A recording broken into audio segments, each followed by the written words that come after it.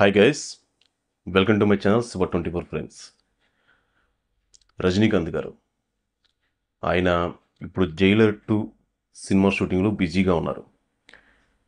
ఈ షూటింగ్లో బిజీగా ఉండగానే ఈయన నెక్స్ట్ మూవీ ఒకటి ఇంట్రెస్టింగ్ ప్రాజెక్ట్ ఒకటి అప్డేట్ బయటకైతే వచ్చింది.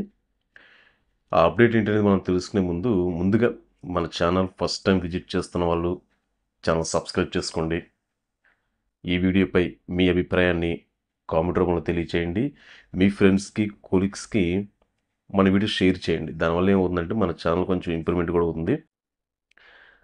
సరే, మనం అప్డేట్లోకి వెళ్తే రజనీకాంత్ గారు ఒక 28 సంవత్సరాల క్రితం అరుణాచలం మూవీ ఒకటి రిలీజ్ అయింది.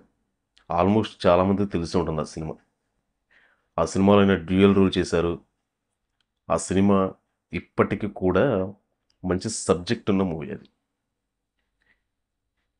30 రోజుల్లో 30 కోట్లు ఖర్చు పెడితే ఆయనకి దగ్గర దగ్గర 3,000 కోట్ల రూపాయల ఆస్తి అయితే వస్తుంది. సినిమా కాన్సెప్ట్ అది. ఆయన షరతు ఎందుకు పెడతాడు ఏంటనేది కనుక మనం కొంచెం సింపుల్గా తెలుసుకుంటే, అలా 30 రోజుల్లో 30 కోట్లు ఖర్చు పెడితే అతనికి డబ్బు మీద విరక్తి కలిగి, డబ్బు మీద ఆశ కలగకుండా, అతనికి ఎంత డబ్బు వచ్చినా సరే ఆ డబ్బుని అతను చెడు వ్యసనాలకు ఉపయోగించకుండా మంచిగా ఉపయోగిస్తాడనే కాన్సెప్ట్తో వాళ్ళ నాన్న, అంటే ఫస్ట్ రజనీకాంత్ గారు, ఈయనకి ఈ షరతు అయితే పెడతారు. ఫస్ట్ ఈ సినిమాలో రజనీకాంత్ గారు వద్దన్న తర్వాత కొంతమంది ట్రస్టీలు ఈ డబ్బుని స్వాధీనం చేసుకొని కొంచెం కాజేద్దాం అని చెప్పి అనే కోణంలో ఉన్నప్పుడు ఆ విషయాన్ని గ్రహించి తరువాత ఆ పోటీకి ఒప్పుకొని 30 రోజులు 30 కోట్లు ఖర్చు పెట్టడం, తర్వాత అక్కడ ఎదుర్కొనే ఇబ్బందులు అవన్నీ దాటుకొని ఆయన 30 కోట్లు ఎలా ఖర్చు పెట్టాడు, తర్వాత 3,000 కోట్ల రూపాయలు ఎలా తన తండ్రి ఆస్తి సొంతం చేసుకున్నాడు అనే దాని మీద సినిమా స్టోరీ అయితే సాగుతుంది. అయితే అప్పట్లోనే ఈ సినిమా నిజంగా ఒక సంచలనం అయితే సృష్టించింది. భారీ కలెక్షన్లు అయితే వసూలు చేసింది. మామూలుగానే రజనీకాంత్ గారి స్టైల్ కానీ, ఆయన ఇమేజ్ కానీ, ఆయన నటన కానీ ప్రతి సినిమాలో చాలా బాగుంటుంది. అయితే ఆయన ప్రతి ఒక్క సినిమా కూడా వేరియేషన్తో అయితే ఉంటాయి. అసలు అప్పుడు భాష కానీ, ముత్తు కానీ, అరుణాచలం కానీ, ఇలా చెప్పుకుంటూ వెళ్తే ఆయన ప్రతి ఒక్క సినిమా ఆ రోజుల్లో ఒక మంచి బ్లాక్ బాస్టర్ హిట్లు అయితే అయినాయి అన్నమాట. అయితే ఇప్పుడు 28 సంవత్సరాల తర్వాత ఇప్పుడు ఆ కాంబో అయితే రిపీట్ అవబోతుంది. రజనీకాంత్ గారు ఆ సినిమా డైరెక్టర్ మళ్ళీ కలిసి ఇంకో సినిమా అయితే తీయబోతున్నారు. ఈ సినిమా అధికారికంగా అయితే ప్రకటన అయితే రిలీజ్ చేశారు.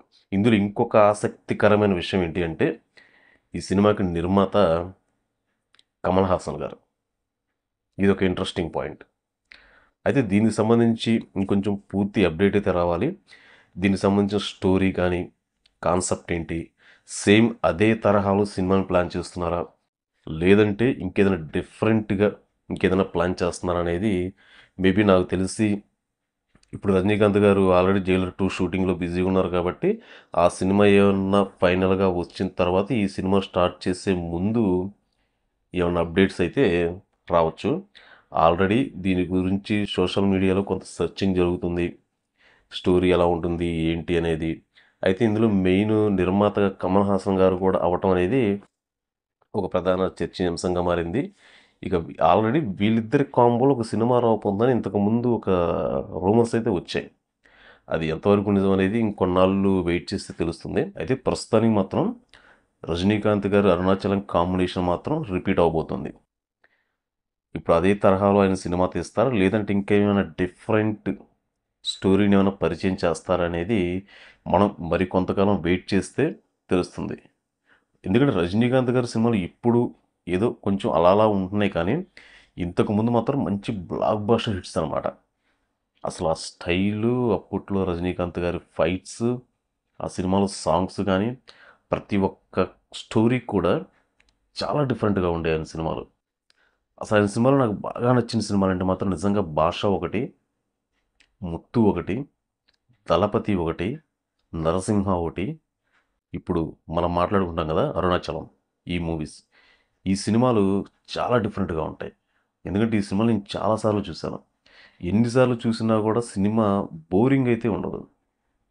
ఎందుకంటే ఇప్పుడు కూడా ఫ్రెష్ ఫీలింగ్ అయితే కలుగుతుంటాయి ఈ సినిమాలు అప్పట్లో. ఇప్పుడంటే కొన్ని సినిమాలు కొంచెం అటు ఇటుగా ఉంటున్నాయి, కానీ అంటే ఇప్పుడు కొంచెం జనరేషన్ తగ్గట్టుగా చేంజ్ అవుతూ ఉన్నాయి. కానీ అప్పట్లో సినిమాలు మాత్రం ఎక్స్ట్రాడినరీగా అయితే సినిమాలు తీసేవారు. అప్పుడు కాన్సెప్ట్లు కానీ ఆయనకి సెట్ అయ్యే విధంగా, నాకు తెలిసి రజనీకాంత్ గారికి ఆ టైప్ ఆఫ్ పవర్ఫుల్ స్టోరీస్ రావట్లేదని నా అభిప్రాయం.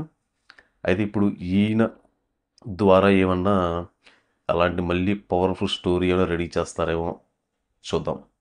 మేబీ ఈ సినిమా దగ్గర దగ్గర ఆల్మోస్ట్ వీళ్ళిద్దరు కాంబినేషను 28 సంవత్సరాల క్రితం ఈ సినిమా వచ్చింది. ఇప్పుడు మళ్ళీ వీళ్ళ కాంబో రిపీట్ అవ్వబోతుంది కాబట్టి ఎలా ఉంటుంది, ఎలా ఉండబోతుంది అనేది మనం ఊహలలోనే ఉందాం ప్రస్తుతానికి. దీని గురించి మరికొన్ని అప్డేట్స్ వచ్చినప్పుడు మళ్ళీ మనం ఈ మూవీ అప్డేట్ గురించి మాట్లాడుకుందాం. ఇదండి ఈరోజు అప్డేట్. తిరిగి మళ్ళీ రేపు మరొక మూవీ అప్డేట్తో మళ్ళీ మనం తిరిగి కలుసుకుందాం. ఎప్పటిలాగే మన ఛానల్ ఫస్ట్ టైం విజిట్ చేస్తున్న వాళ్ళు ఛానల్ సబ్స్క్రైబ్ చేసుకోండి. ఈ వీడియోపై మీ అభిప్రాయాన్ని కింద కామెంట్ రూపంలో తెలియచేయండి. అంతవరకు సెలవు. Bye bye.